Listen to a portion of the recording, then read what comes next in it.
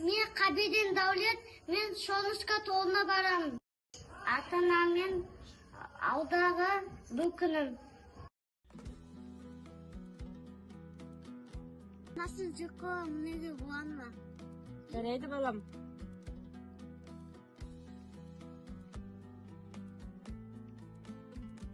Әкен ол не?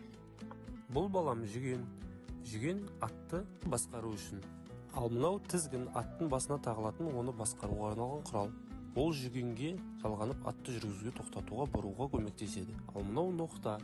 Ноқтаға жалғанған шылбыр. Шылбырмен бір жерге жетектеуге және бір жерге барғанда байлап қоюға арналған жіп.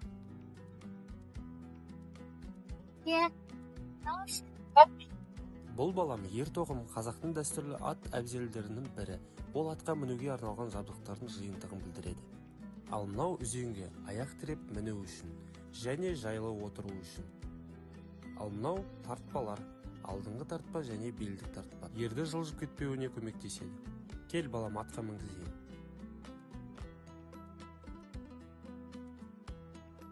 Балам, атқа мінген кезде саның мен тізеңнің күшімен атты тақымыңды қысып отырсаң, ат саған бағынышты болады.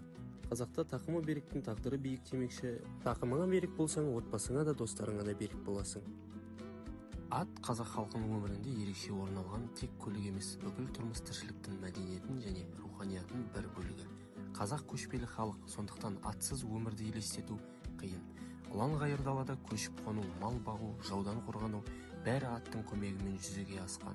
Ат қазақ үшін жай жануар емес, ол тарих, мәдениет, ерлік пен еркіндіктің белгісі. Қазақтың болмысын атсыз толық түсіну мүмкін емес. Ат ердің қанаты, ана үйдің шырағы.